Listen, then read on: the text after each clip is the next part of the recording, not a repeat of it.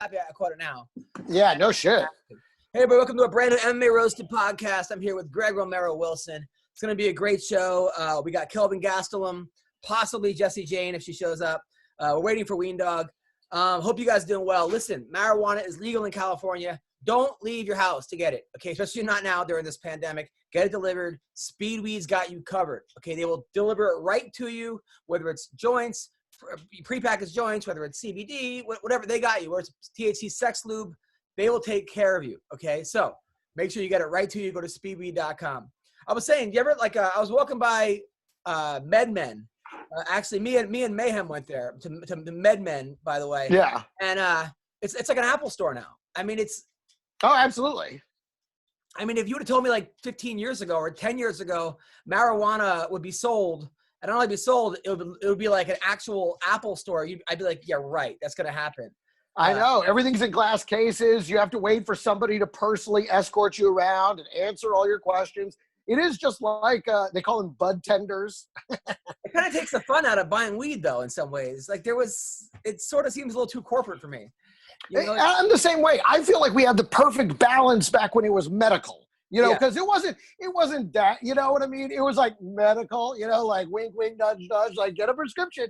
So, but at that point it was still like, they would call it deli style, where they just had giant jars of weed and, they would pick out nugs for you and everything, put a nice, now, it's so corporatized. They have to test it for THC levels, CBD levels. It has to be packaged, it has to have sealed, hermetically sealed. And, half the stuff sits around in a warehouse for 6 months before you ever get it. So whatever tested at that time is not necessarily how potent it is by the time you get it. By the time we get it now, it's very dry. It's been around forever. So we really kind of lost a lot of the fun part of it. Now, it is better than back in the day when you had to pretend to be friends with some sketchy dude and go over and hang out and listen to his whole spiel about CB radios for a half an hour before you'd be like, oh, hey, by the way, you got any weed to sell, So it's better than that.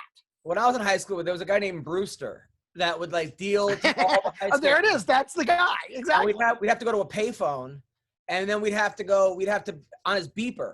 We'd have to put a code in. And then they'd be like, oh, Brewster's out this week. Like, he'd be out. Then nobody, no more weed for 3 days if he was out. Then drive around and then it was half sticks, half just shit that you don't know what you were smoking. It was but that was tons of seeds. And that's the thing is, I didn't realize weed could come without seeds. I thought all weed had seeds. I didn't realize that was even an option. That it actually wasn't supposed to have seeds. Yeah. Everything we got came from, because I grew up in Texas, Cowboys. So everything came from Mexico. So half the time it smelled like gasoline because it would come over wrapped up in a gas tank of a semi.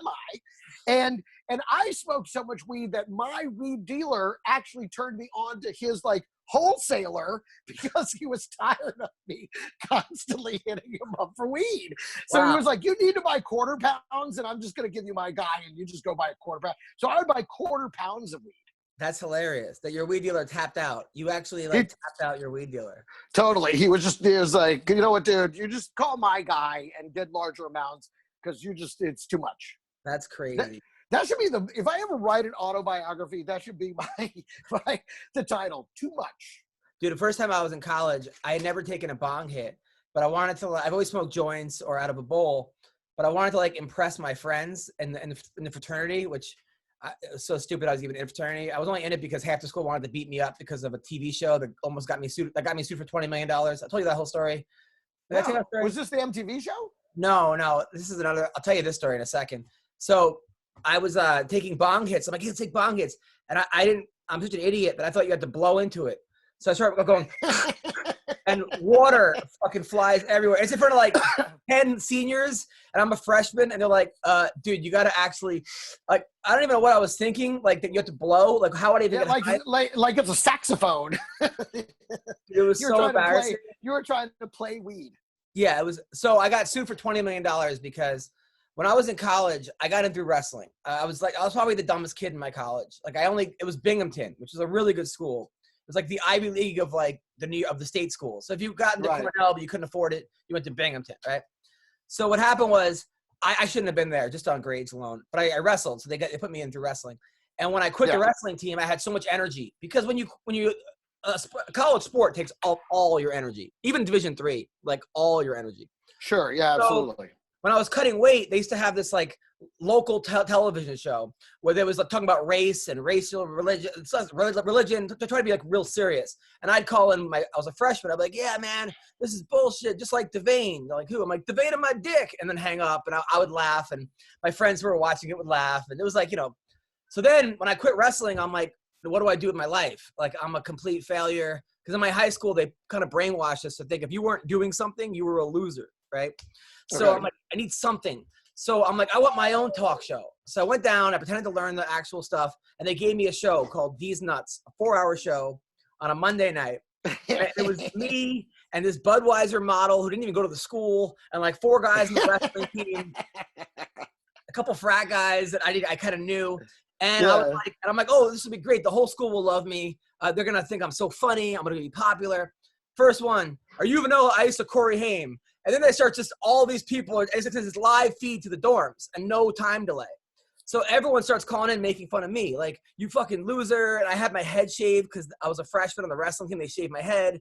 I had huge cauliflower ears, like acne. I'm getting murdered. A couple people are like, they like the show, but it's not the show that like I thought it was. Right. They don't like it because you're a star. They like it because you're taking abuse from everybody for an hour. Yeah, right. So and I'm going back at people, but it's just like, it's hard. It's my first, I'm 17 years old or 18 years old. So then this girl calls up and she's like, I see you at the gym and you sweat my ass. Because I used to go to the gym and put on like 2 rubber suits to lose about 18 pounds at a time the night before the match. I was like, well, what's your ass look like? She's like, my name is Hannah and everyone's going to talk shit about me. So they might as well. Right now, the whole school is watching. All the freshmen and sophomores live in the dorm. And they're making fun of this girl, Hannah. They're like, Hannah's a whore. Hannah teased me. She has big pepperoni nipples. I don't even know who this girl is, right? So then she decides to come down on the air and defend herself. And I'm laughing. A lot of this stuff's really funny. She comes on, sits in front of the stage, and she's like, fuck you. This guy Seth is a fat fuck. He should get his ass to the gym. And now Seth is the captain of the soccer team. So all his friends start calling him. Now it's like Jerry Springer on the show, right? I'm defending Hannah, but I got a guy who's like 30 who goes to the college writing funny things in the bottom of the screen. Like, Hannah's not a whore. She's just like sex. So Hannah goes back to her dorm. People start throwing water balloons at her. So then the kid Seth she was talking about comes down to defend himself. And then, so he's drunk. He comes on the air. Long story short, Hannah ends up dropping out of school and sues the school for $20 million. Sues me for $20 million for negligence and Seth for $20 million. So now I come home from college. My dad's like, you go to school for 1 week, you come home with a $20 million lawsuit. Can't you just go to class, right? But now I'm in. Then they canceled all the shows. There were no more shows. Of course. They had to have the lawsuit. Yeah, no more shows. The rest of the year, not one show. Like, that was the first and last show, right? But now I go to the Roosevelt Field Mall, Long Island, and people are like, these nuts. Like, I'm like infamous in the school. Right. I'm like, I need friends because I'm going to be known as the D's nuts guy the rest of my life, in college, which seems like, so then I'm like, maybe I'll join a fraternity because that's a quick way to get friends. So I pledge a frat. They give me a bid in 3 seconds because I'm like the funny guy. But I'm like, I don't even like this fraternity. I don't believe in this. So then there was this one girl, this hot Puerto Rican girl who was like at breakfast one day, and I was trying to pick her up, and she's like, "Oh, I'm giving lessons I'm giving auditions to the black dance repertoire." I'm like, "Could I join?" She's like, "Sure, why not?" So I joined. Well, you knew all those moves. You had all that breakdance stuff. You were good at that. I learned that there because okay. I tried out and made it from affirmative action. I was easily the worst guy on the dance team, right? Right. And but they didn't want to cut me. They liked me, and I got out of pledging because of black dance practice. So I won the most dedicated member of the black dance team that year. So that's my. Oh yeah, that's my. Only you, the whitest Jewishest kid in the world, could win most dedicated member of the black dance team. And I love, what a great name for an award. That's such the okay, we got to give him something.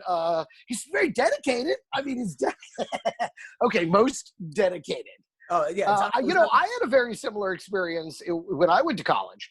I go there, and immediately my interest was in doing comedy and not doing. I was there on a theater arts scholarship. I had a full scholarship, And I had no interest in doing that, really. I wanted to do stand-up. And so I went, so we had this thing called the Rat Skeller, and it was like this basement rec room, where everybody, where they served the junk food and they had pool tables and stuff like that. And so I put together, they had an open mic that they would do on like Thursday or Friday nights. And so I was like, okay. So I wrote all this material. Now, at the time, my student job was working in the student life office. And so in the student life office was like the dean of housing, the head of the housing, and the assistant dean, and all the, these various administrative people. And so I would make jokes about them all day. I was the funny guy in the office. They loved having me around. I was like, you got this and that. Blah, blah, blah. So basically, I took all the jokes that I'd written about them that I would joke about in the office, and I made that my act. Yeah. And so I go down there to the Rat, and of course it's like there were these like two dudes playing Indigo Girls covers on their acoustic guitars with their long, it was the 90s, so they had the Prince Valiant hair, and they're doing that, and they're like, okay, all right, easy, vagina guys. And then they're like, all right, well, here to do some comedy is Greg Wilson. And so I get up there, and I basically, I make fun of the school. I make fun of my professor. Again, this impression of this one professor who's so fucking boring. And so I do an impression of him that I had done in class, that when he was late to class, I would get up in front. He was often late, and I would go up and I'd pretend to be him, and I would start the class, and then he would show up and be like, hey,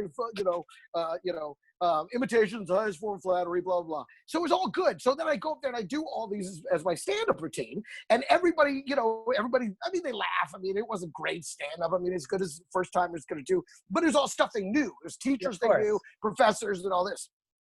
So it goes great. And I come off the stage thinking I'm it now in comedy. Right? I'm like, this is where I'm going. I'm a star, baby. Right? But one of the guys that comes up to me was this total tool. Okay, you ever watch the movie Animal House? Yes. Okay, remember the one guy, Niedermeyer? Of course. Okay, this was basically our Niedermeyer. He was vice president of the student council and was a total fucking screw job. And he comes up to me and goes, you really need to watch what you say. Because someone, totally. And he goes, because someone could easily just go tell the faculty what you just said. And I was like, yeah, but it was all students here. I was just joking around. I mean, it should be fine. So, of course, he immediately goes and tells, the dean everything that I said. Okay. So the next morning I wake up to all these notifications. Oh, you have a meeting in in the student life office. And they're like, did you say all these? I'm like, yeah, I mean, it's the jokes I make here. These are the jokes that I made. And they're like, oh, Greg, we got to fire you from the student life office, And then they were like, then the president of the university was like, I want to see Mr. Wilson in my office. So I had to go have a meeting with the dean and the president and the professors that I made fun of. And we all had to have this huge meeting because they wanted to try and expel me. But the dean was like, you can't expel him for free speech. Yes. So they decide not to expel me, and they fire me from the student life office. And instead they make me in charge of the pool tables in the Rat. Like, I was like, okay. So I got this unsupervised job playing pool. That was my job. Wow. So everything dies down, but I start dating this girl who worked for the student newspaper. And so she decided to write a big story about how they tried to expel me for doing stand-up. So this thing's already died down. It's already in the past. The paper comes out, big story, violation, First Amendment rights. What are we doing in the school? The whole thing flares back out. I have to go back to the president of the university's office, have a second meeting with him, which, by the way, is my third meeting with him overall, and I haven't even been there one semester. Oh, my God. Okay? And in the third meeting, it was like, Greg, we got it. I'm like, I didn't write this. She wrote it. I didn't mean for any of this to happen. And then he was like, can you just please not do any more stand-up on campus? I'm like, I haven't. I'm done with it. We're done. And that was pretty much the end of my career at that university. What is it about people that just get offended on behalf of other people? Like, it's like I don't know. It's like they're bored or something, and they just take umbrage with shit that has nothing to do with them. And they're like, no, I have a problem with it. I mean, do you think it's deep down, like they always wanted to be or say something that they couldn't say and someone stopped them, and now this is a pattern? I think at the end of the day, they feel like it gives their life meaning. It gives them, it makes them feel like they have some importance, that they're doing something, at the end of the day. I think that's probably, it's all about themselves. It's really about self-satisfaction, self-gratification, so that they can sit there and go like, I got him. I did something. You know what? I'm very pleased with myself today. I think that's at the heart of it. It's like people getting parking tickets right now during the pandemic. Yeah. Like what? It's like what a dick. Come on. I mean, I don't get it. Like what are you accomplishing right now? Like you're But at the same time, that's his job. He or she, they don't have a choice. I know their boss is telling them to go do it. So many times, we're like people even at their job, they're just like dicks. Where it's like you don't have to do this. Like you could just, I don't know, give one less ticket or give half the amount of tickets or have a little compassion for people.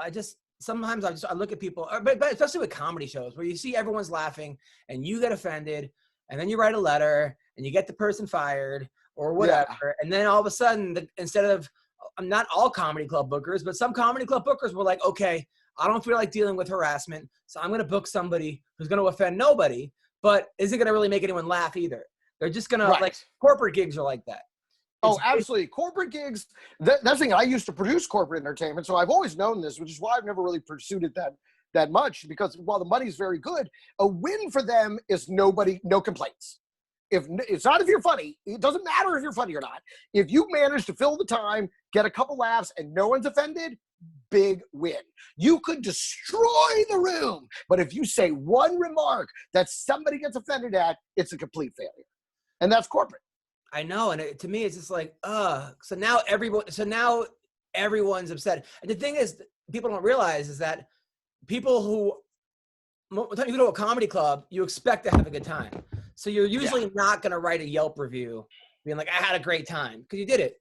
But the person that gets offended is going to write a Yelp review. Listen, I was doing a show, I think it was Tucson, it Laughs in Tucson. And I have this joke, whenever there's a woman that's substantially taller than myself, I'll sometimes bring her on stage and I'll do, this is my impression of the 8th grade prom, and I'll dance with them side to side like this. Now, obviously, I used to do it up close, but ever since, the times have changed, I moved it to where we're standing, like we're arm's length apart, okay, and whatever. So I'm doing that with her. And she was a very bosomy woman. And we'd already been joking pre-show. I met her at the bar, so I knew she was game for this. And so she took my head and pushed it into her bosoms, okay, into her tits. And so now I'm doing the up close thing, and we're dancing stuff like that. Okay, so it's one of those clubs that has the review sheets on the table. Yeah. So they want everybody to fill the reviews out right there. And now, luckily, this is they're a comedy club that's been around a long time. They've seen a lot of changes in attitudes. They've seen, they watch the show. They know what's actually, they're good. They're pretty good owners, except for the pay. And so they come up to me. I'm sitting in the bar before the second show, and the show was a smash, totally crushed. And they come up to me and they pull out the one slip, and they just hand it to me, and they go, look at this, some fucking people. And I hold it up, and it says, sexual assault is not funny. That's so stupid. That's so stupid. I mean, granted, it's right. It's not funny, but that's not sexual assault. So it's exactly. She did it to me. I'm like, you're right. It's not funny. She shouldn't have sexually assaulted me that way. The way she just shoved my face in her titties. When I used to be at the Looney Bins, the comics were banned from looking at the comment cards because someone took the comment card, got a terrible review, and then called the person at home. And be like, oh, this is what you think of me? Well, how about then just started arguing with the person? They're like, holy shit, imagine going to a comedy club, write a bad review, the guy calls you. And just that's awesome. I love that. Yeah, of course. Yeah, obviously. So let's talk about, So let's talk about fighting. So Dana White says May 9th is going to be the best card, which I still think is, I don't know how they're going to do it, but he says the best card to get canceled. Well, I mean, they're saying Florida. They're saying, because I guess Florida has some kind of rule that, like, they're finding ways around it. Like WWE's doing. Well, they're the WWE do it without any audience, which was very weird. I actually watched a few minutes of it, and it is weird to watch them pandering to nobody because it's not real competition. It's a scripted competition. So, I mean, most of it is show for the crowd. It's not real. There's no real competition. You're not really trying to beat this person. The winner's already predetermined. So, I mean, to watch them doing all the stuff and do the to nobody was kind of, for me, it was disconcerting. Yeah, I think you're right. And plus, you see the people that feed off the crowd. Yes, they all do. That's the job. The job isn't actually wrestling. That's not real wrestling. You did real wrestling. Real wrestling doesn't look like that. No, but they do get hurt. I mean, Ronda Rousey got in big trouble last week because she said, I'm done with this fake bullshit. Plus, the fans don't appreciate me, right? Which she was in it. If she says it, well, what does that tell you? And then all the wrestlers got mad, like, fake. Just so you know, this one was in a coma for fucking 6 months. This guy broke his arm, blah blah blah. And it's combat. And the other girls, but it's closer to like being a stunt man in a movie. You are paid. You could get injured, but you're not really fighting each other. You're not really forced off a building. You know what I mean? It's scripted. There's a script, and you're doing what you were told to do. There is danger involved, but essentially, they're stuntmen. I agree. I totally agree. And I don't know. I just can't jump back into it because it used to be there was like you knew who the good people and bad people were. And now it just seems like everybody's like, I can't tell who's good or bad. It seems like everyone's cheering for everybody. Like nobody gets booed anymore. Maybe I'm too dumb to watch it or something, but I just can't. I'm trying to figure out like who the bad people are. I assure you that is not the problem. You are not. I don't know. It used to be more clear, or like it was definitely more defined in that you had villains and you had heroes, you know, and now it's just self-aggrandizing. It's just who's the bigger promoter of themselves. That's all it is. I don't know. Although I say that, and that's an unqualified opinion because I've watched minutes of it at a time. Yeah. When I was a kid, again, growing up in Texas, I lived in a small town outside of Dallas called Greenville, Texas. And so the Von Erichs were a very big deal because they were from a town like 2 towns over. I think it was Caddo Mills or something like that. They were from another small town in Texas, very close to us. So the Von Erichs were a very big deal. And so there were always kids that were like, oh my God, dude, the Von Erichs wrestling. And they showed me the magazines. And you have the guy in the grip and blood would be dripping down from him just gripping his head like this. And I'm like, oh my God. And so but then I watched some and I'm like, this isn't real, guys. Like, I was like, you guys real? This is not real. He's like, well, then where's the blood come from? I'm like, I don't know, a ketchup packet? But I'm telling you, this shit isn't real. I was obsessed with it. Like, I rented every single movie in my video store, every WWE, to the point where, like, I tried out for real wrestling when I was in 6th grade, and I put the kid, like, in a camel clutch, and then the coach flipped out. He's like, you can't do that. I'm like, no, I still but it's wrestling. Yeah. I saw Hulk Hogan do it to the Iron Sheik. He's like, that's not what we do here. And I was like, oh, I didn't know. I mean, my bar mitzvah theme was Adam's No Holds Bar Mitzvah. And they took the wrestling pictures and put my face on them.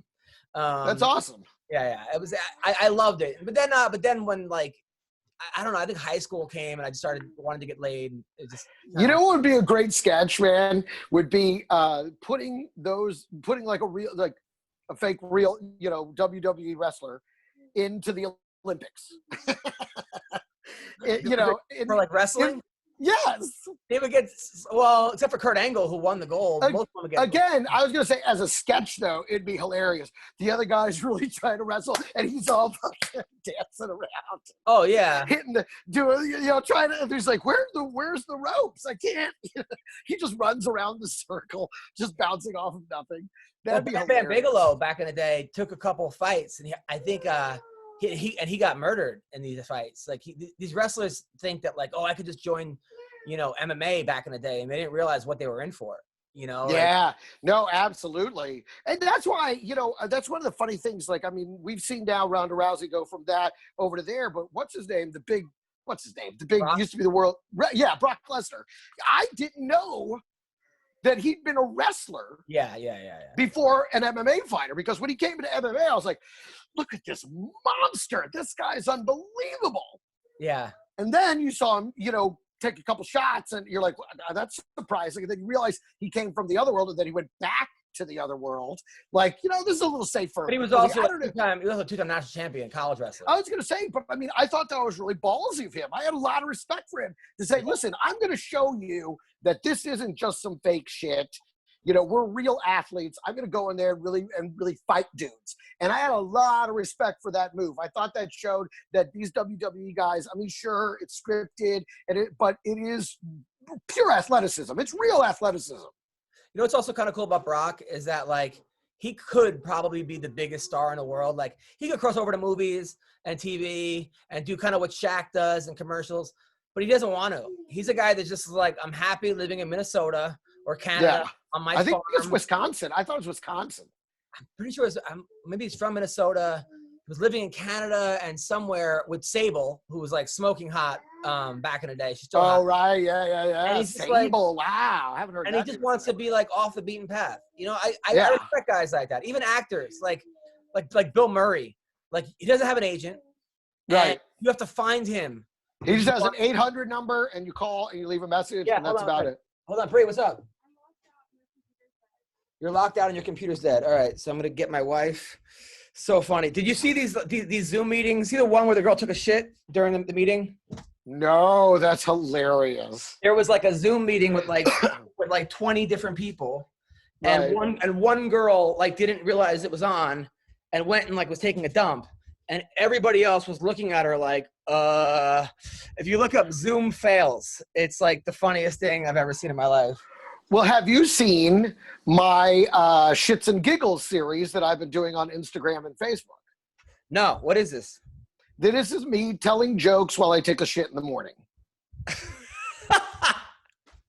I'm not even joking. And people think that I like to record a bunch of them at one time. No, it's one at a time. It's whatever. I get in there to take my morning shit. And I just, because, you know, and I've said this before, like as comedians, people are always telling us jokes. We've heard millions and millions of jokes. And I was just like, what's something silly that I could do? What is literally the least I can do?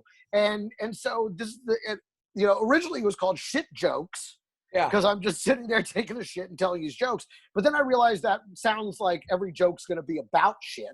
So then I changed it to Shits and Giggles. Because that's all I'm doing is I'm sitting there taking a shit and I have the camera on and I tell a joke. But you're not worried that like somebody might want like, hey, I'm going to book Greg Wilson for this movie. And then they Google you and Shits and Giggles come up and then you're taking a shit telling jokes. That might be like, yeah, maybe this isn't the guy we want. They know who they're hiring.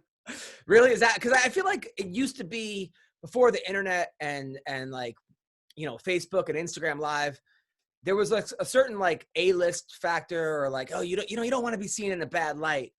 But now it just seems like every single actor is doing some stupid dance on TikTok or naked and taking a shit or like somebody, or it just seems like it's people just don't care anymore. And that's the thing. That's what I'm saying. Like, it's like, all right. And that's the thing. If somebody were to be like, can you please take those down? I'd take them down.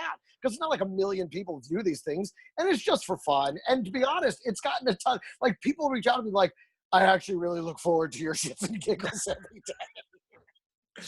Dude, because it's so stupid. They're just stupid little jokes, and it's not politics. It's not the quarantine. It's not the this, the that. There's no angle to it whatsoever. It's just me telling stupid, inappropriate street jokes, you know, from the toilet. I mean, it's pretty straightforward. It is what it is. And, you know, I gotta tell you, the only thing that, if that's going to ruin, the AGT lie that I stole a joke on AGT, that is, if anything, that hurts me more than anything else that I've ever done. And it's like, you can't scrub the internet. You can't, I try and create content, whatever. I mean, I pay it no mind, but it's out there and people do find it and people still ask about it. And I still have to tell people that, I took a polygraph test. I proved I'd never seen the guy, but this thing still follows me around. If anything does detriment to me, it's that big fat fucking lie. It's like fucking, what's his name? And, and the hamster up the ass. Who is that guy? Richard Gere. Thank you, Richard Gere. All you got to do is say it. Everyone's like, Richard Gere. But that didn't hurt him. I mean, it really didn't hurt him, though. But I'm just saying, like, regardless of it being true or not true, that's the one thing that comes up all the time. You said Richard Gere's like, oh, the hamster up the ass, and the gallon of sperm in his stomach and all that business. So did somebody give me a bad comment on YouTube ever since we had the Mayhem situation, which, by the way, I'm still talking to Mayhem. We're still friends. Like, we're working it out. We're figuring it out. But yeah, and I said you would, and you will. So it's somebody, and plus, by the way, there's a long stuff that people don't know and don't realize that like there's a lot of things that just aren't out there right now. And when he comes on, I'll explain my side, he'll explain his side. Maybe it'll be a good podcast. We'll figure it out. But somebody was like, your shot podcast blows. And I'm like, man, fuck this dude. Like, so I go and look at the kid. He's 9 years old. It's a 9-year-old. And I'm like, okay, this is what I'm like. Another person was like, blah, blah. I looked at their video. The guy was deep throating a lollipop. That was his only video of him sucking a lollipop. And I'm like, like a long dick, like a dick lollipop. And that's the thing. And listen, these kids are used to doing this too, because they sit on, they're on the video games with the headsets saying horrible things to each other all day, every day. And it's, no one's regulating it. There's no filter on it. The video game companies don't have any kind of like, they're like, oh, you said one of those words, we're going to have to ban you for 10 minutes. They don't give a fuck. Somebody else like, other people were like, they're kind of conditioned to do this. Somebody else wrote, you fucking Jew, right?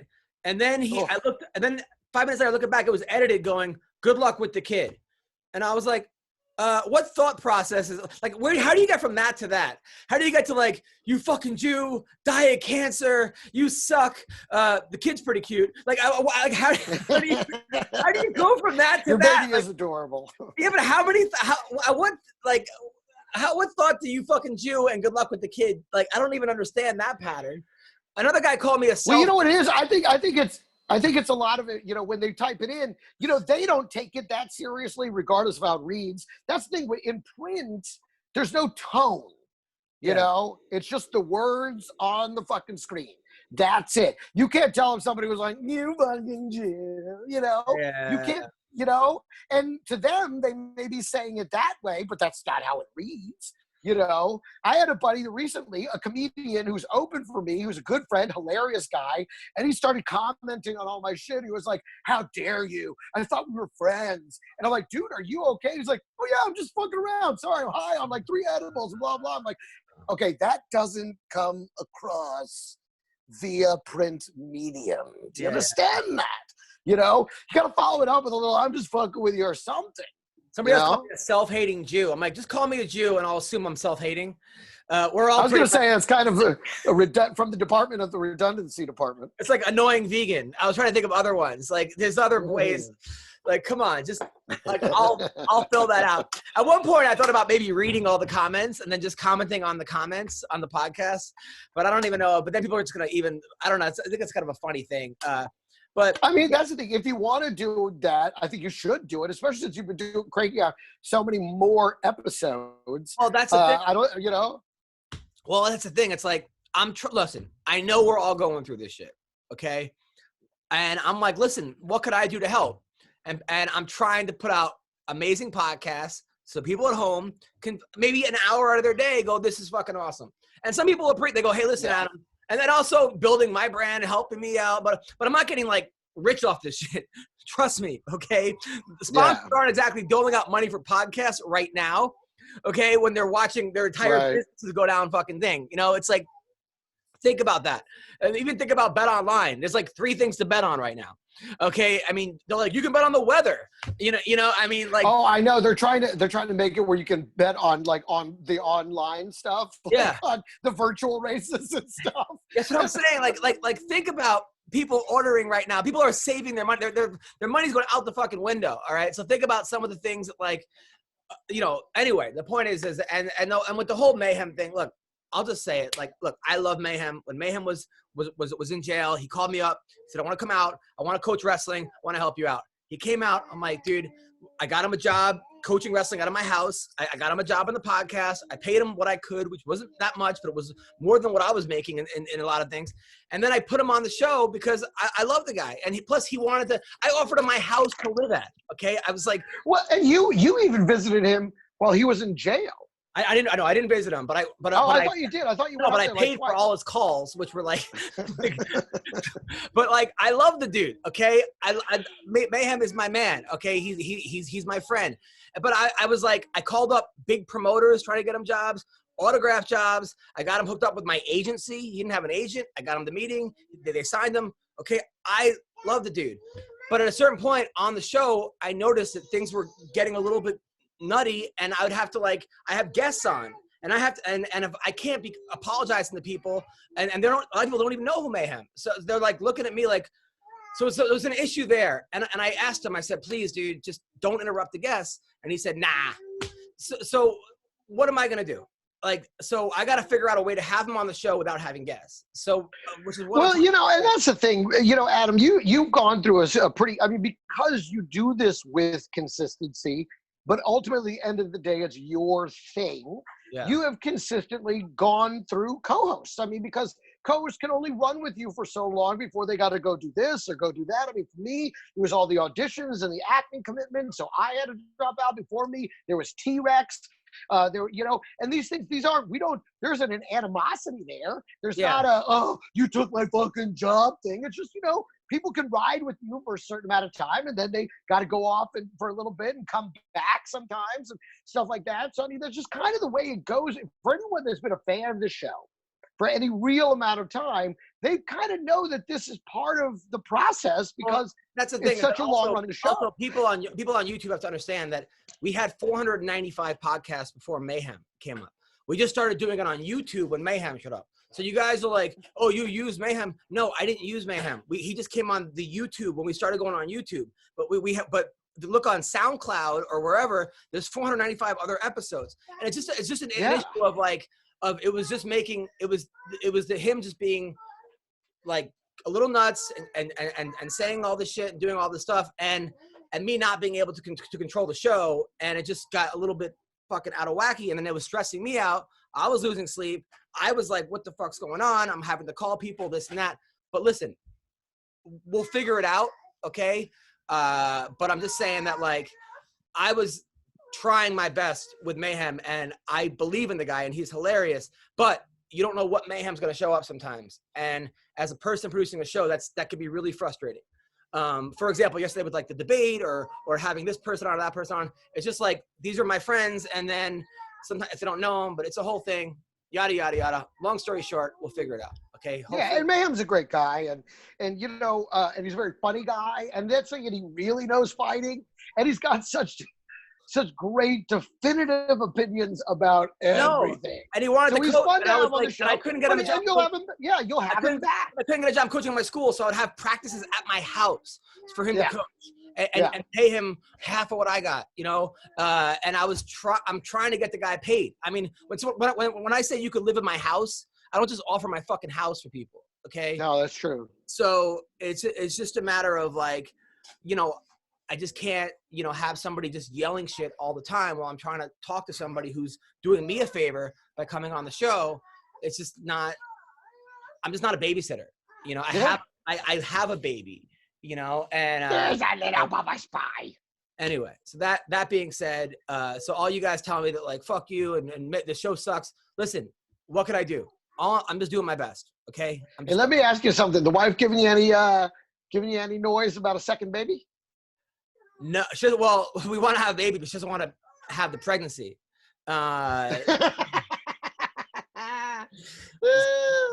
Like she wants to have a baby. Just that. She wants the easy part, not the hard part. Yeah. Well, there's lots of babies that need good homes, so it's not like that isn't an option. Well, I thought about like. Or were you talking about like your egg in a donor carrier? No, I think adopting. I don't think we would do that. Because I think she's able to have. That's expensive as fuck. Yeah, we're not gonna do that. I think that should be for people who can't have kids, versus don't have time for kids. You know what I'm saying? Like, I don't know. Well, that's for people who want the baby from their own that is them, but can't physically that's carry what I'm saying. it. Yeah. And that's usually how that winds up. Yeah. So, but if you guys would, there's lots of, that's why I was almost going to be a Bernie supporter, was because the free college. I'm like, yeah, that's and free healthcare and then free childcare. It's just ridiculous, like how expensive it is in LA or New York to have kids. I think it's different in other parts of the country, but in LA or New York, you unless you're doing really, really well, both parents have to work. And then to be able to afford a nanny and pay them what they're worth that's like what people make in Arkansas or something, and like are rich in some ways. Like nanny, between $1,000 a week or something. It's a lot of money. It is. No, absolutely. So, but yeah, she's amazing. There she is, little bubble pie. Look at her. whenever I feel like a failure, and think that my career isn't what it is or this, that, I just look at this thing and I'm like, I'm doing all right, you know? Yeah, absolutely. There's really She's not too precious. And there's no it's like few things in life get me really high, like getting a laugh in front of a packed crowd, or looking down on someone during the show and seeing someone tear, like you've made them cry with laughter. Yeah. And like me and you have done that on a consistent basis. I look down. I like it when you see them going like this, like, because their face hurts so much. And, I don't have a giant cock, so laughter is the only way that I'm going to see that. So, no, and so I do, I'm like, I'm getting it done, baby. I'm killing your face. And what's crazy is that happens more with me with smaller crowds, because the crowd work is what makes you really cry. The jokes do too, but when you're making fun of somebody and they're crying, laughing, and you're just like, man, I'm doing something good with my life. Well, and that's one of my favorite things about small crowds, because when you do crowd work in a big crowd, the people in the back do not see who you're talking about. Yeah. So crowd work is, while it's successful for the forward third of the crowd, it's not great for the back 2/3 of the audience. So for me, I'm always aware of that. So I do a lot less crowd work in big crowds. But when it's an empty crowd, I'm like, and everybody, when it's a smaller audience and everybody kind of see each other and they're close, then I'm like, oh, I love that too. I love small rooms. And the thing is, but that feeling, the only thing that gets me as high as that is with my kid. Like, I mean, with my wife too at times, but with the baby is that feeling of like, oh my God, this is like, it's like heroin. I've never done heroin, but people who I talk to have done heroin say that feeling is what I get with my kid. It's a lot like having a baby. No, but just being with your kid. Your kid looks at you. Sounds painful. Your kid looks at you and hugs you and just that big smile, and you're like, oh my God, It's crazy. And that's that thing right now with stand-up comics is that, don't you feel like your superpower is gone? What do you mean? Oh, because we can't perform. We've done it for so long.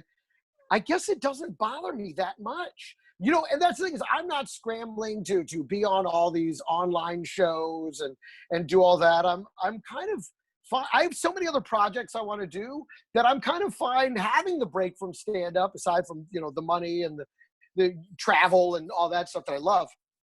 But I'm kind of okay with it. But again, I'm old. You know what I mean? I'm 48. I've been doing this forever. I've been doing it since I was 17. So for me to take a few months off, which I've never, ever, ever done, I don't think I've ever gone longer than a week without doing stand-up. And so, for me, I gotta tell you, I'm not that upset about it. I don't know. For me, it's different. I just feel like I'm something missing.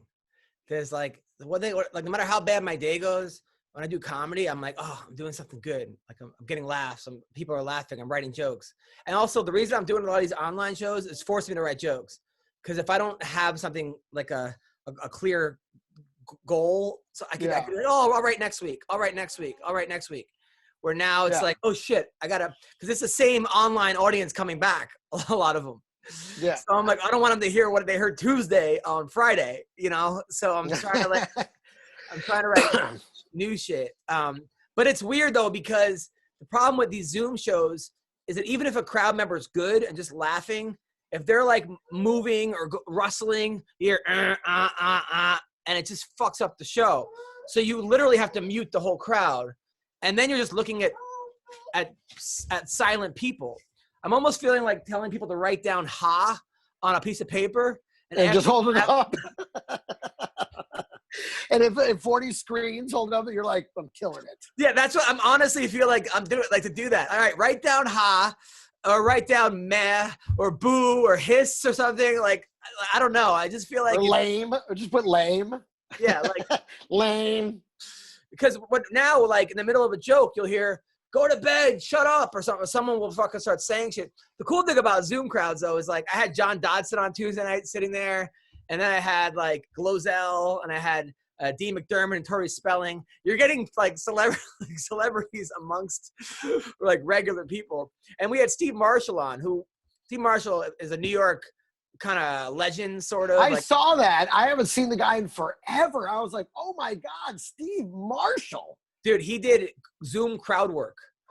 Or he was. That's awesome. Yeah, I was like, I didn't think crowd work would work on Zoom, but he started making fun of everybody's box.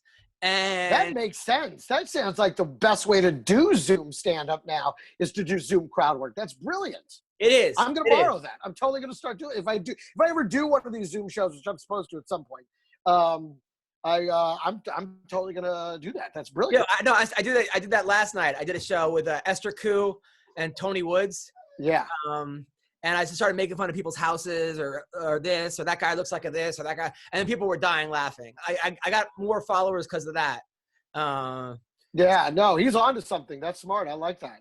Zoom. I like that a lot better. I like that a lot better because that's actually interactive, you know, and one of my problems I have with this, I mean, first of all, I mean, just putting your material on YouTube, there's a total loss of energy because they're watching something through a video format, you know, through you know, that format. And then now with the Zoom, I mean, now you're really disconnecting, especially with oftentimes with the sound delays and things like that. The loss of energy is fantastic.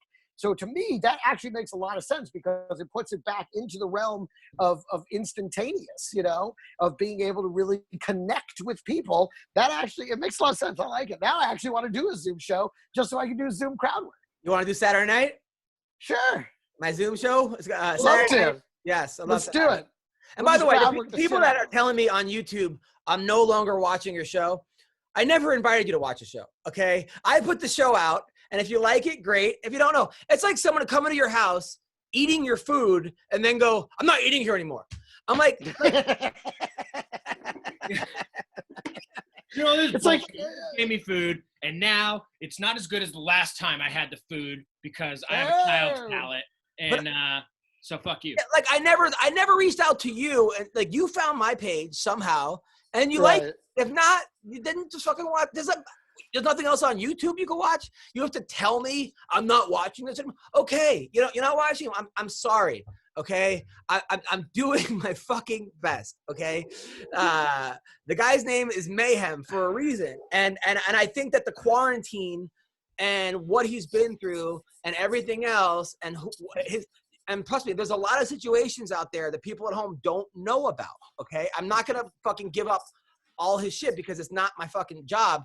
But I'm saying it's not just a matter of like, oh, I'm done with that. It's like also like maybe it's for his best or his health or like his shit. It's like sometimes absolutely. Like, I don't want this fucking guy going crazy on the fucking internet so everyone sees it. And you have to sometimes look out for other people too. And then sometimes like by not putting someone on, you're helping them out in some fucking way. You know, it's not just about what you. Anyway, the point is that Greg, that's why we're gonna ask you to no longer come on the show. I'm totally fine with that.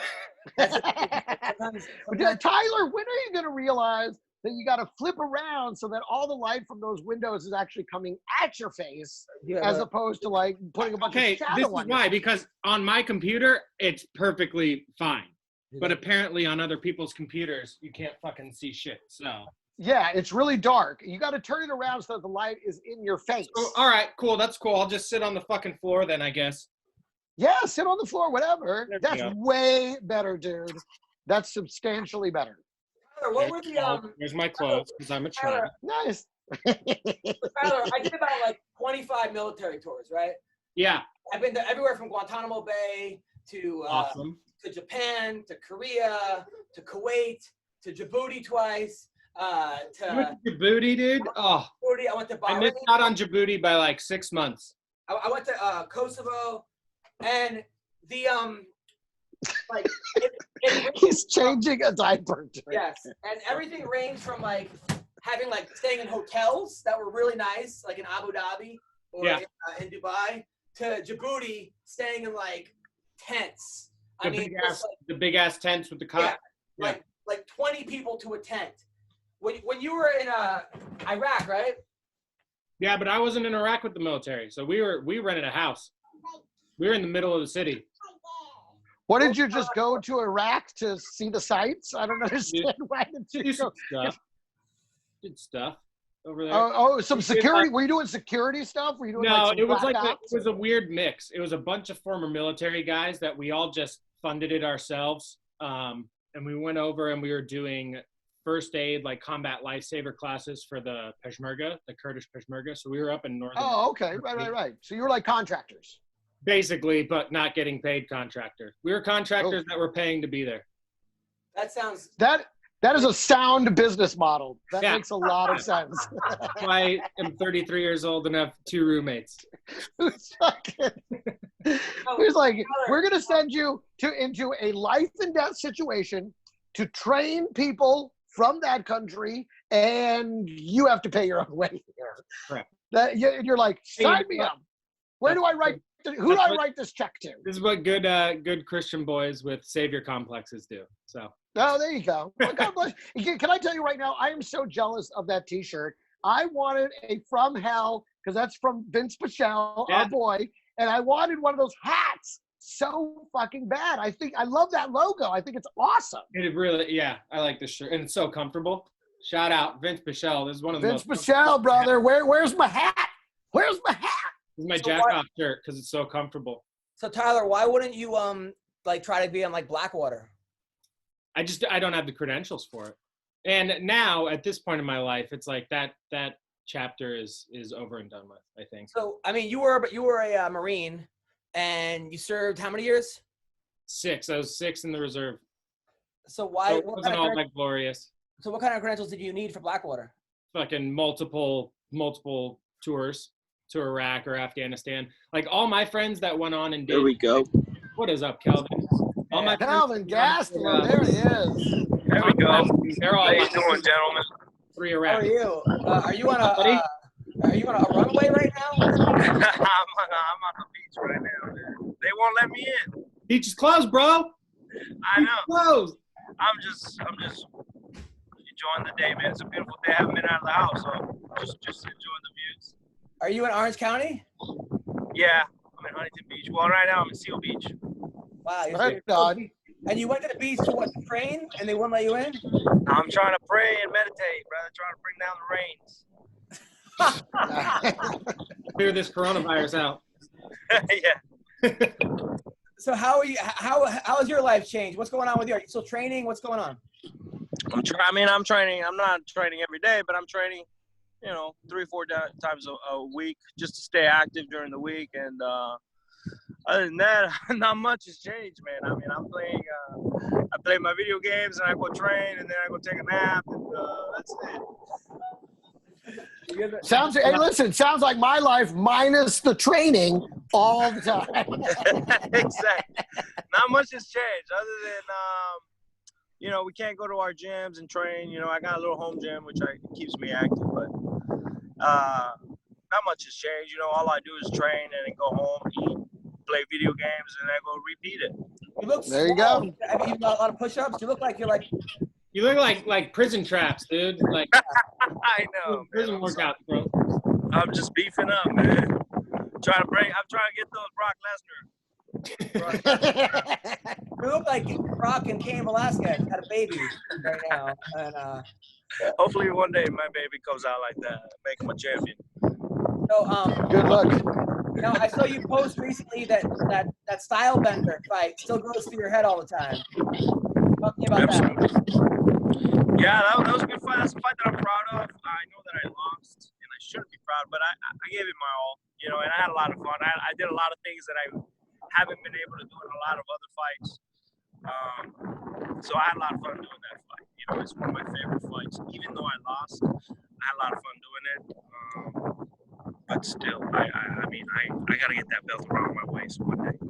Hell yeah. I was even going to the 5th round. 5th round, that was an even fight. That fifth round fucked me up for sure.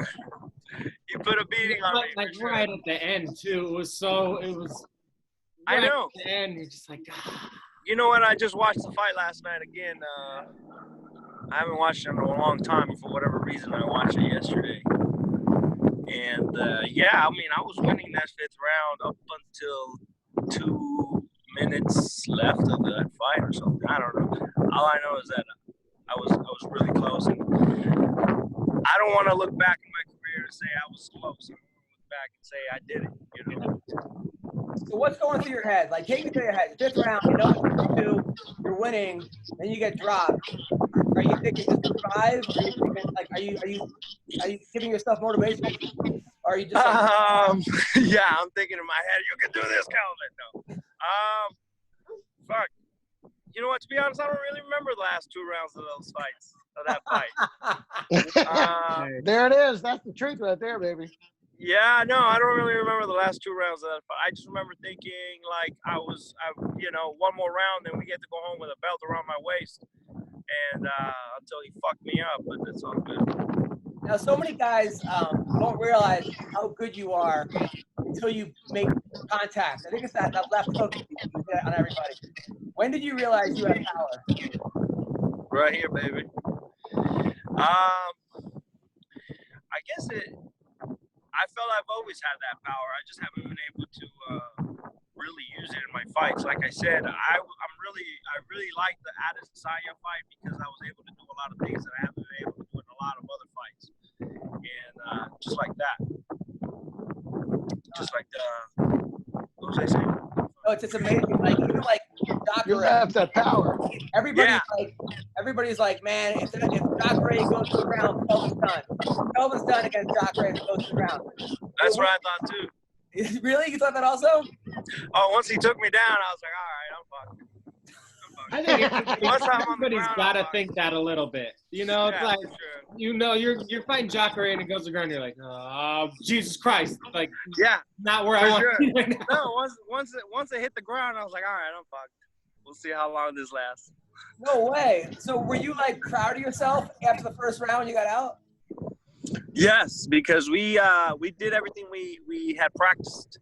And I defended everything, and I did everything perfectly that I had already practiced. So yeah, it was actually pretty cool. I was like, it was crazy. I'm like, oh, Kelvin's a good wrestler, state champion. I think you're a brown belt, right? I got my 10 Planet Jiu-Jitsu black belt 2 years ago now. Because you're a black belt, but I'm like, Jacare is like a multi-time world yeah. champion, you know? I mean, different level. No, there's like black belts, and then there's like fucking Jacare black belts. And the fact that he couldn't submit you was like, it was like a winner. It was like a win for all of us, like everyday men. He almost had it. Damn sure. But fuck. How's it changed for you, man? I mean, what have you been doing at home? I've been honestly watching. Everyone thinks that like I went on business podcast and I was like, oh, it sucks not having a nanny. And everyone's calling me spoiled and this and that. Oh, the fucking little rich guy and little baby. I'm like, all right, that's not what I meant. Okay, I meant that like my wife works and I have to watch her from 4 a.m. to 6. And then just because I'm out working doesn't mean I want my career to stop, you know? Right. I have to, then like, I got to do this for an hour while my wife can watch her, which she doesn't because she's on whatever. And then I got to try to like keep my career going from 6 to 9. So whether that's like upload videos or write jokes or promote the podcast or do someone else's podcast. And then I get yelled at by my wife for not spending enough time with her. She says, yesterday she's like, you haven't spent enough time with me. I'm like, we're under quarantine. I can't go anywhere. I can't spend more time with you. I'm spending the maximum amount of time with you that is allowed by law. That's exactly, dude. I'm not kidding. That is exactly what I'm saying there. And then she's like, well, it's not quality time. I'm like. I go, what about sex? Isn't that quality time? She's like, that's 4 minutes. I'm like, all right. Hey. But that is a quality 4 minutes. 4 minutes. That's right. Dude, then we were in the bounce house today, me, her, and the baby. For like, we have a bounce house in the wrestling room. And we're all dancing. And then she's like, my wife goes, this doesn't count as quality time. Oh, my God. How does that not count as quality time? That's the qualitiest time. What is the quality time? What does she want to do? Sit and watch reality TV? Talk, sit there, talk, watch a movie, cuddle. That's quality time. That's dating. You're married. That's you right. ain't got to do that no more. Want to defend me at all? Or defend yourself? Hi, Bree. Hi. Everybody, shut the fuck up! Shut the fuck up! Greg. Hey, Greg, Greg Tyler and Kelvin Gastelum. Hey, Kelvin, let me ask you something, man. You know, like, because you can't train with other dudes like you're used to right now.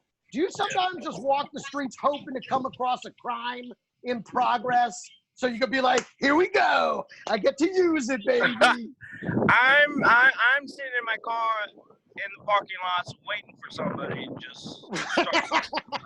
Just I got start my mouthpiece something. in my pocket. I just take it out. Let's go. Fucking, you're just a superhero waiting to fucking jump in there. Now, Kelvin, And then if somebody honks at me in traffic, I'm just like, all right, do it one more time. Yeah, honk again, motherfucker. Honk again. I'm just waiting. I'm just waiting. Kelvin, you're such a nice guy. But then you get in there and you're just a savage. Now, do you consider MMA a sport or is it a fight? I mean, it's a fight, but I also see it as a competition. You know, obviously I want to win and I want to win. But my main objective is never to hurt. Obviously, we're in the hurt business, but I don't want to go out there and break somebody's arm if I don't have to. Right. You want to hurt him. You don't want to injure. You don't want to injure anybody. You're not There we go. There we go. We want to win. In a street fight. Exactly. I'm in a street fight. First thing I tell every one of my students, like, fuck, go for their dick and bite their face off. So, like, why are you trying to do a Kimura? Like, fuck them up. Yeah, no, street fight is different. I mean, I'll go for the balls. I'll kick you in the balls. I'll gouge you in the eyes. You know, dang, fish hook you. I don't know. All the good illegal moves. All the good ones. All the good illegal moves. Exactly. Stuff that they took out after UFC 1. Now, Kelvin, I know you had that one girlfriend who was in high school. Now, Whoa. Okay. I don't know about that. He was a little young. Oh, hey, listen, all girlfriends were in high school. No, there you go. At one point, yeah, right? Yeah. I think she was a freshman. God bless you, bro. Let me smell your dick. But I'm not even kidding. He was like the world champion. There you go. He was going to dorm parties. Yeah. No way, dude. Yes, you were. You were going to dorm parties. Like it was hilarious. Could you guys see me? But she was hot. Don't get me wrong. She was really hot. Fuck. Why does this keep fucking happening? All right. MMA Roasted, baby. Yes. Now, are you single now or no? Yes. Are you going on school dates? I'm going on dates? Did you say if I'm going on dates? No, on like Zoom dates. Because that's the thing now. People are going on Zoom dates. No Zoom dates yet. But fuck, I might have to try it out if it's something that's popping. Now, obviously, weight's been an issue in the past. How's the quarantine? Is it getting to you? Because like you look like you're like 70 right now. Yeah, no, it hasn't been good to me just because I'm not training as much and the gyms aren't open and all I'm doing is eating, man. Oh, fuck. Please be careful, man. No, because, good. No, I was about to feel better about myself because that's what I've been doing. Seriously, I was about to be like, see, if Kelvin Gastelum's doing that, then I'm doing what Kelvin Gastelum. No, for sure. You get to enjoy your little snacks here and there, but you know, being in my position, I gotta start get better care of myself. Shit, I've been recovering from an LCL injury. Got it. So that's why I've been just fucking doing my little push-ups, and get my traps fucking ready to go. Hell yeah. Who's cooking for you? Nobody. You cook for yourself? Sometimes, yeah. What do you make? Fucking eggs, carne asada. What do you like? Chorizo, huevos con chorizo, baby. Eso, huevos con chorizo. Every con single queso, day. that's my favorite. There you go. Dude, I went to Kelvin's house one time. It was a beautiful house in Orange County. There was like 30 Mexican people. I don't know, they were living there. There was a guy giving haircuts in the kitchen. That's right, baby. That's how you do it, bro. We had a whole amusement park in there. Dude, there was a mariachi band in the bathroom. Yeah, there was. I was like, what is going on right now? My family's straight up Mexican, bro, 100%. He showed up to my house, had mariachi, we had food, We had like I love it. Mexicans in there, like, hey, who's this güero right here? My friend Adam, guys. But it wasn't like someone giving it. It was a real barber. Like the guy was like taking money. It was a fucking in the kitchen giving people fades. I'm like, I love it. That's how you do it. That's how Giving it's done. people face. We had a tattoo I artist. got some new ideas for parties it was a now. tattoo artist. I mean, it was like a street festival. You got to go to the garage for the tattoo. The tattoo's in the garage because of the blood. You don't put that in the kitchen. It was so funny. No, it was funny, man. Yeah, That was my birthday, I believe. You went for my birthday party, I think. dude, it was so funny, man. It was. That's awesome. I think Tyler's finally going to get a chair. I've been watching him try to adjust this entire time. I want to get him a beach chair so fucking bad. You know how badass Kelvin is? I invite Kelvin to my comedy show in Irvine. He goes up by himself. That's a fucking badass right there. Everybody else is not this guy. He's like, fuck it, I'm going. Like that's you're the man, dude. Like I couldn't find the date that night, but so I went by myself, man. I don't care. Dude, that's awesome. Fuck yeah, go out, have a good time. You probably find a date there. Yeah, and then I met your buddy. Dean McDermott. Yeah, Dean McDermott. Yeah, Tori Spelling. I enjoyed his set as well. He's a cool dude. Yeah, he's a good dude. He's a good dude. So Kelvin, who do you want to fight next? Man, I want to anybody in the top 5. I mean, I want to be able to come back and get right back in the picture. You know, right where I feel I belong is right there at the top. You know, anybody, Robert Whitaker, fucking Jack Hermanson, Jared Cannonier. You know, any top 5. Hey, you know how Dana's been talking about doing an event in Florida on like May 9th? If they offered you a gig on May 9th, would you take it? No, I can't. Like I said, I'm recovering still from LCL injury. Oh, right. Yeah. And it'll probably take me a few more weeks. I'm about 80, 85, 90% there, but I don't think by May I fight. I think maybe by July. I think I'll be 100% ready to go. So I'm hoping. Yeah, and hopefully by then we'll have fans. Yeah, I'm hoping by then International Fight Week is open and it goes through. Hopefully, if not, then we'll have to figure something else out. But July is the date. I don't see why they wouldn't give you the style bender rematch. I mean, well, I got 2 losses in a row. You know, one to him, one to Darren. I gotta work my way back up. Right on. That's very self-aware of you, man. What about you versus Romero? Romero, you know, if it's offered, then it is what it is. I'll take any top 5, man. I love it. A Latino lockdown. I love it. I'm not looking to get any easy fights. No easy fights. Who did you think won that fight, Izzy or Romero? I think Izzy won that. You know what I mean? But he obviously, it wasn't his best fight to date. You know, he stayed on the outside and played it pretty safe. Now, but, I mean, he did what he had to do to win. When you watch that, does it kind of piss you off? You're like, that's like, gonna find me like that, bro? No, it didn't piss me off because I like that they made the matchup. It keeps the division going, and then it was a fun fight against Joel. Well, we thought it was gonna be a fun fight. You know, when they announced it, I thought it was gonna be a badass fight.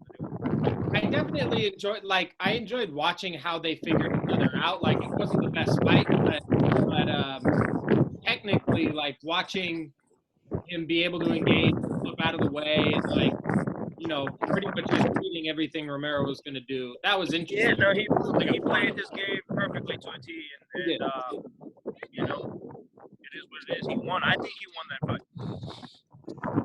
Yeah. I was just glad they had that crazy Joanna fight first. That fight was fucking nuts. That was insane. That was good. That was a good fight, man. She looked after the fight. She looked like one of those like filters. I don't know, Snapchat filters. Oh my god. Yeah. Do you ever look back Frankenstein like, or some shit? I mean, Kelvin, you're like the consummate underdog, man. Like, you're right. I think you took the state, you won the state. And then you got picked last, the Ultimate Fighter. And then you won the Ultimate Fighter. And then they said you couldn't make it at 185. You had the fight of the year at 185. Like, you ever think, like, I'm the little legend of good, I'm the badass? Well, that's what it is, man. I'm sure you coach a lot of guys like that. And, You know what I mean? It's just part of the culture, man. Just part of who I am. You know, every time I've fallen, I've had to get up every single time, whether it's weight issue or something else. You know, it's just who I am to always fall back on my feet. You know. No, I'll take 100 Kelvin Gastelums over 100 John Joneses any day of the week, man, because you just show up every time. You're always there. It's always a great fight. And, like, not that you're not talented. You're extremely talented. But your work ethic and your heart, you know, dude, thank you, man. It's so inspiring. Because I'm a mediocre comic, but I look at you and I'm like, if you come on now. No, I'm kidding. I look at you and I'm just like, you just defy the odds, man. You defy the fucking odds. Just like me. Nobody can do it, so can I. Just like a lot of us, man. I guess. No, I love it. I love it. Now, a lot of us aren't supposed to be where we are. You know what I mean? 1,000%. Amen. Back in the day, though, you really wanted to bang Ronda Rousey on the Ultimate Fighter. You had the biggest crush. Did you ever tap that? Tell us the truth. Did I? Yeah. No. Oh, damn. Did you have a chance? Did you get close? Not close. No. Not Did close. I try? Yes. Yeah. But I've seen some. But I've seen you with some women that are just 10s, dude. Like what? Yeah, I mean, out of 100. But no. I've seen you. I've seen you with some smoking hot girls. Like, you're that guy. You just seen me with my ex-girlfriend. That's all you've seen. No, but I've heard rumors. I'm not gonna. Okay. I'm not gonna say names because some of these women are married now, and their husbands might be fighters. So I'm not gonna say anything. But word on the street is that you were that nice guy who would like slide into DMs at the end of the night. You were that guy who like. That's the word on the street? That's the on the street, bro. Oh my God. There's two types of guys. There's the Greg Wilson kind of guy. The streets are doing me wrong. Doesn't everybody slide into the DMs? I mean, that's just kind of the move. I mean, I've never slid into a DM. If you got a dick, you slide it. That's what the D in DM stands for. I think you scream in their DMs. You yell so loud, you're in their DMs automatically, Greg. That's right. Exactly.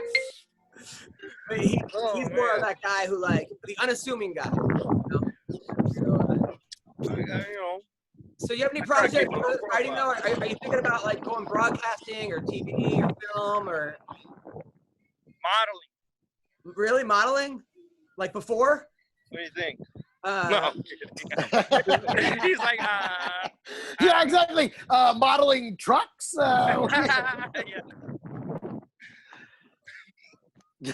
No, broadcasting is pretty fun, man. I used to do it a lot more often before I was fighting for the title. Before that, I was doing it a lot, really. I actually really like it. I like breaking down the fights, talking about things. Yeah. Do you have like your own podcast or just going on other people's? No, I'm to be honest, Adam's the only podcast I get on because I don't really get on. That's right. MMA Roasted. I don't really get on anybody's podcast. That's awesome. How fluent are you in Spanish? Very fluent, 100%. So you thought maybe about doing like Combate or something or one of those? You know what? I got an offer from Combate one time until this whole shit went down, and now that nobody's having any events. Right, because I think you'd be good, but I think you'd be great at that. You know? Yeah. Is Juliana Pena still doing that? Yeah, she's doing good. I think you guys together would be great. I think you and her would be awesome. Yeah. She does a really good job. Yeah. She came on the podcast 2 days ago. She's super sweet. Okay, cool. Yeah. I remember meeting her when I won the Ultimate Fighter. Yeah, you guys both won. Wow. She's half Mexican, half Venezuelan. Now, do you mostly go for the white girls or the Latin? I got no preference. Exactly. I like girls who like me. That's what I like. I like girls that say yes. There you go, Greg. Yeah, there's something to be said for that, dude. Yeah, a lot of times people were like, "What do you like about her?" That she likes me. That she's exactly. She lets me touch her goodies. That's all I need. Yeah, and I can talk to her for 1 minute. Yeah, you ever have a girl out of your league and you knew you were gonna fuck it up eventually? Like, so you tried to just like just all right. Let's see if I gotta have sex or so, like because eventually this is not gonna last. Like she's gonna, so I'm gonna do something wrong. Absolutely. You know, so I know what you mean. I think I know what you mean. Yeah. That's every girl I've dated since I started doing stand-up. Yeah. Okay. I tell you, the quickest I ever got laid was when I lost my tooth, and I didn't want to show the girl I had a fake tooth in, so I didn't even talk. And then I got laid like in an hour. I'm like, man, how much time did I fuck this up? Like if I just would have not talked for most of my dates, I would have. She just talked herself into it for an hour. Yeah. She just kept talking for an hour, and eventually like, this guy's such a good listener. I don't know. I have no objections. I have no objections here. Yeah, and then I also hit it doggy style so she wouldn't see that my fucking tooth was gone. Because I had a tooth on Tinder. I lost it in like Oklahoma. She's like, this guy's great. He listens to me. He's so sensitive. Oh, no, totally. My wife the other day, my wife told me, she goes, you know what I liked about you our first date? I go, what? She's like, we crossed the street, you held my hand. And that was so sweet. I'm like, how low are your fucking standards? Like, the other guys push you into traffic? Like, the fuck they're just like, keep up, bitch, keep up. This is all I had to do. It's pretty good right now for us guys. The standards are pretty low right now. Yeah. After quarantine, if you can't get laid, you have no game. Oh. Zero. It's gonna be the summer of slam, guys. I'm a married guy. I'm not gonna be there for it, but it's gonna be the summer of slam. You guys get out there. Think so? Oh yeah. Oh, yeah. If we can. Yeah. If we can. If it's allowed, if it becomes safe, then yeah. Whenever that wall finally comes down, Oh yeah. I can't even imagine. I'm excited for that. I think guys have like 1 week before women realize how much they fucking hate us again. yeah, but what a week! like the first guys in are gonna be doing well, and then they're gonna be like, oh fuck these guys, they're a bunch of assholes, this and that, and then you're gonna be fucked. Like with that first week. Totally. I'm gonna see it happening and be like, fuck it, I want a divorce. And then I'll get a divorce, I'll be like, where's the party, guys? Is the party Wow, there's gonna be so many divorces after, I feel. Oh, I almost got divorced twice already, like yesterday. Shit. I'm lucky. My wife is the best. She's easy to get along with. We have it's a very low drama lifestyle. I love my wife's the best. That's what I like. But she's also like that. We're not spending enough time together. I'm like, but like I see you all day long. That doesn't count. I was like, all right. She's like, she says she needs 20 minutes a night. I'm like, all right, but sex doesn't count. 20 minutes, that's fine. Minus the 4, so 16 minutes. Dude, you can do that. Well, all I gotta do. No, he can't. I'm like, all right. He can't do 20 minutes. He's too ADD. He's got maybe half a minute in him. He'll just be like, is this enough? Is this enough? Is this enough? 16 minutes minus the 4 minutes that you take. Well, you know what? 16 minutes, brother. 16 good minutes. You can do it. That's my problem. You can do it. I can't not ever go for the joke. It's like every opportunity becomes a joke. Then we start fighting. Why are you joking? Oh, yeah. You know what it is? You got to break it up into rounds. You got to do 4 minutes. There we go. Then 1 minute off. That's then 4 minutes. right there. Then what? That's what you got to do. Kelvin, I think that first of all, look, my biggest problem is my wife wants to spend too much time with me. It's a good problem to have. Most women can't stand their husbands, Kelvin, I think you should do like a workout video for chubby guys. Honestly, like for chubby guys. Yeah, like guys, because you're such a badass. You're the number 2 guy in the world.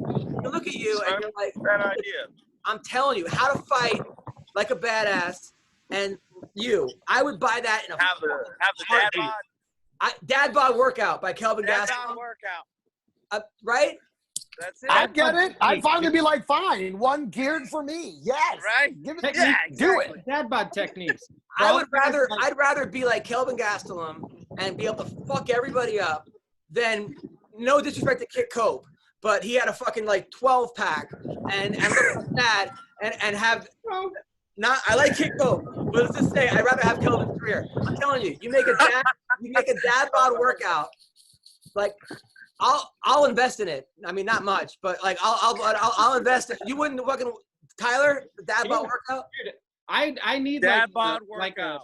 post-injury old man body wrecked from fighting workout program, because it's like I feel like it that applies to flexibility and all that big stuff. general. Yeah. Have a big, I feel like it's a generalization. Dude, one of the funniest fights. It is. One of the funniest fights is when you fought Tim Kennedy, who looked like an Adonis. The guy looked like you couldn't craft a more perfect looking man. Yeah, that was the first time I ever went in the octagon and I saw the man across the cage and I was like, fuck. And they were like, Tim Kennedy's going to teach Kelvin a lesson, right? And Kelvin just fucking fucked him up. And it was like, and they were like, yeah, I don't know, man. This looks like down, but like where the fucking bully got beat the shit out of the fucking UFC fighter. That was crazy. That was a good time. That was a good time. That was a good fun. That was a fun fight too. That was a great fight. He's an awesome fighter and an awesome guy and a fucking badass. You just like, that was not, if you would have been like, okay, who's going to win this fight? This guy or that guy? Yeah, you put both of our pictures right next to each other, obviously. Maybe like in San Quentin, they would have picked you. Like the fucking guys would have been like, oh, the fucking Mexican guy is going to fucking but like everybody else would have been like, this guy's going to fucking kill him. And, yeah, no doubt. This guy's going to fucking murder this guy. Yeah. Well, I think that happens more often than not, where the guy with the better body loses the fight. Yeah, but not that. know? It's not that. He was going up from 170 to 185. And right on. And he was like a chubby 170 pounder, like Mike Dolce, because like he could make 55 if you wanted to, right? So he was going up to 55, and he just missed weight with the Cowboy fight. Everyone was mad at him, and this guy's like, I'm gonna teach him a lesson, and then he just comes out and beats the shit out of him, and you're like, Everybody thought he was gonna teach me a lesson, and yeah, I was probably gonna get fired. Who knows? I was probably gonna get fired. I was in trouble at the time. dude. That was a weird, like, people forget about that. There was a weird, like, all right, man, this is your last chance. Like, what was going through your mind at that time? Like, fuck, I gotta get serious, or was it just like, if it happens, it happens? Or I just remember being grateful to even step out to go fight, and I was just excited. I knew that my job was on the line, possibly on the line, so I was just grateful to even be there. And I went out there and I enjoyed the shit out of that fight. Yeah, no, that's awesome. I was really happy for you because, look, I knew that they're probably making weight, but you were also like 20 years old. I mean, you're a 20-year-old kid. You came from nothing. You were a bail bondsman at one point. You dropped out of college because you missed your mom.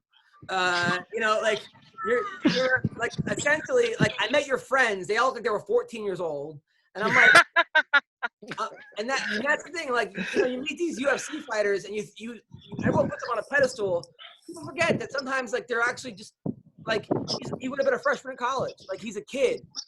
So if you look at it like that way of like a basketball player, if you take a freshman basketball player and put him on the Lakers, sometimes they're gonna fuck up and missing weight. And Mexicans love to eat. I hate to generalize. And Mexicans. No, you're right on point, man. You're right on point. I mean, imagine taking a guy a freshman, put him right there in the Lakers. I mean, there's gonna be a vast difference to how he performs to how other people perform. And it wasn't like you were never performing. You was never performing. You were just missing weight. And Mexican parents, like, they love to cook. and you're like a mama's boy. You're a fucking kid. Yeah. So, and you didn't have a dad growing up. And, like, I felt for you because you've always been a really sweet guy. And I was like, you know what? I get it. He missed weight, but he's undisciplined in that situation. But he's not out getting DUIs. He's not out hurting people. He doesn't have a gun in his fucking car.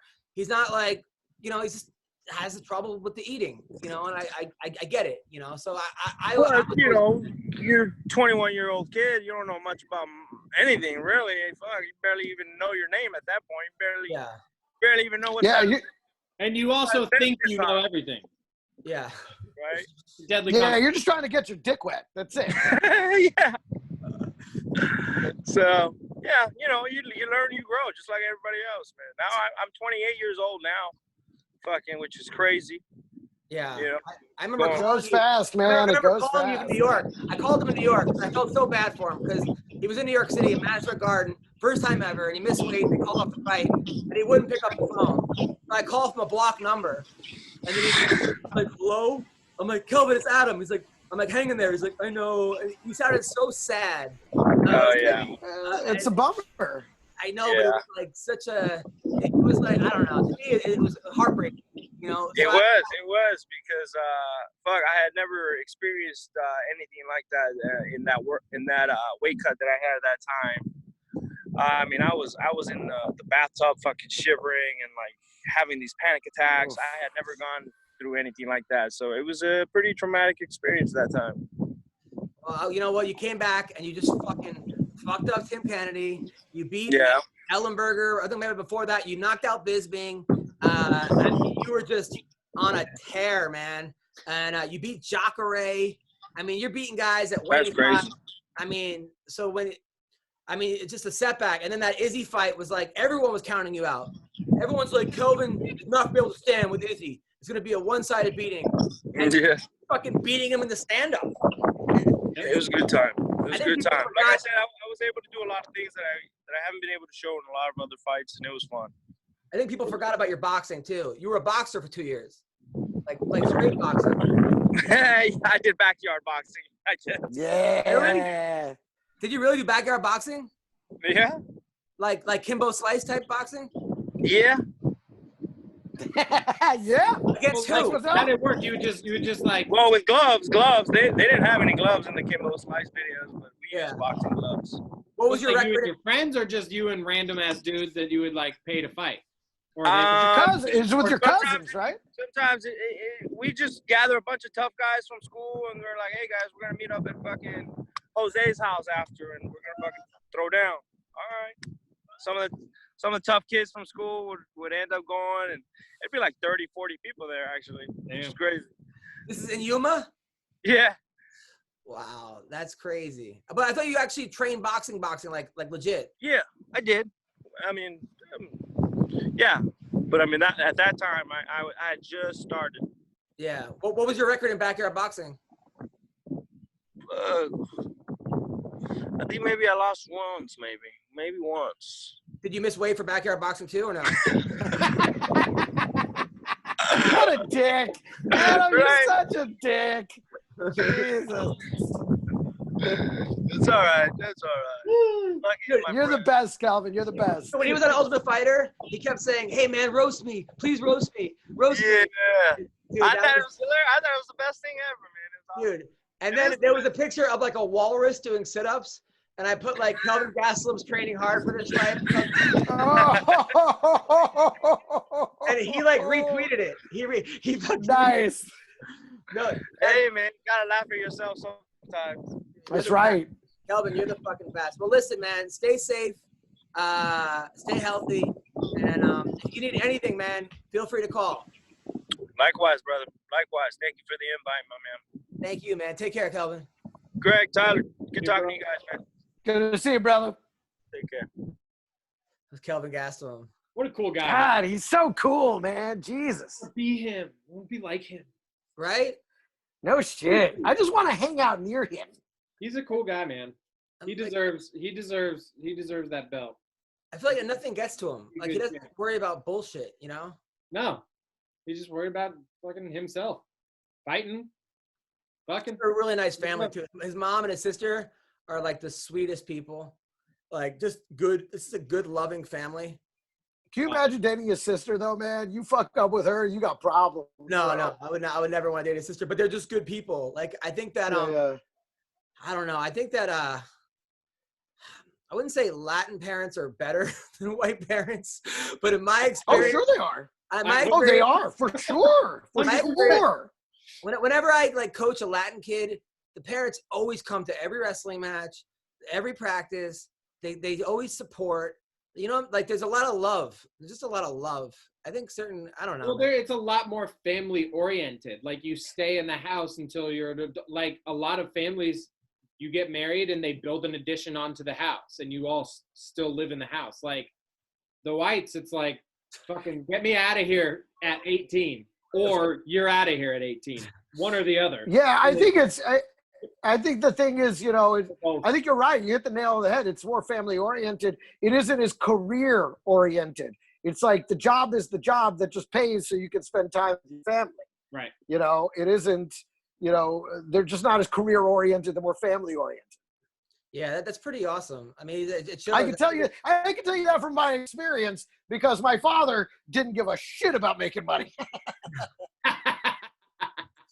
Hey, you know what? A lot of times it's that principle. I think I'm Mexican at heart. I think a lot of times people, especially in our business, Greg, like we get trained almost to like recognize success as what other people think is success. Like, oh, you're not as successful as Brendan Schaub or something because Schaub's got this or that, or when are you going to go on Rogan's podcast? Like, but people think that like, just because something's popular, and not to discredit those guys, it means it's valuable.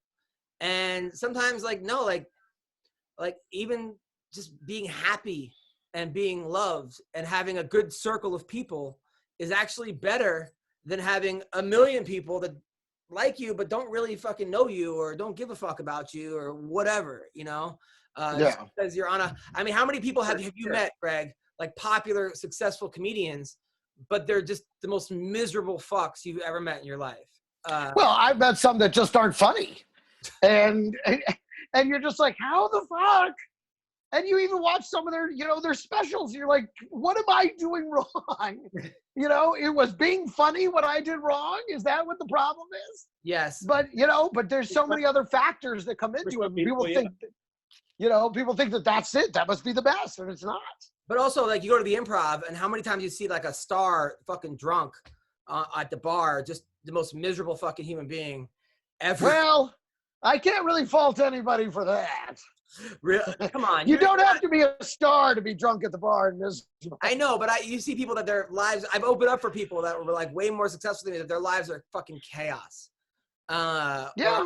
Success can bring that though. Sometimes success brings chaos. I'm like, I wouldn't trade places with that person. Yeah. That's what poor people tell themselves to feel better. Maybe. But I don't know, man. I see a lot of people. Poor people. Tell ourselves, they're miserable. Yeah, I know. We're like, I don't want to be famous. I see what it brings now. I don't want to do it. Yes, you want to be famous. Like, I want to be like Kelvin Gastelum famous, where like he's successful and seems to be happy, and is a good person. I don't want to be like fucking paranoid, fucking angry famous, where it's just like. You want to be famous to a point. I feel like it's literally like there's a tipping point where it's like you hit that whatever number of people who know who you are, and it's like, all right, game over. Now everywhere I go, there's going to be someone who knows where I am. To me, a lot of fighters is like, okay, yeah, there's a chance that someone's going to know who I am, but at the same time, I can just like go to the store and not ever be recognized. Well, to me, Steve Martin has the perfect amount of fame because like he's famous and respected. You know? Well, a lot of it is, it's the fame. You want to be famous for what you do well. Yeah. There's a lot of fame that's not for what you do well, and that's not the good fame. Yeah. That's the bad fame. Yeah. Well, I got to be a good parent because my kid's banging on the door. I can hear that. This podcast was awesome. Thank you, Greg. Thank you, Tyler. Of course, brother. Love you. Kelvin. I'll talk to you guys. Good to see you, my man. See ya. Take care, guys.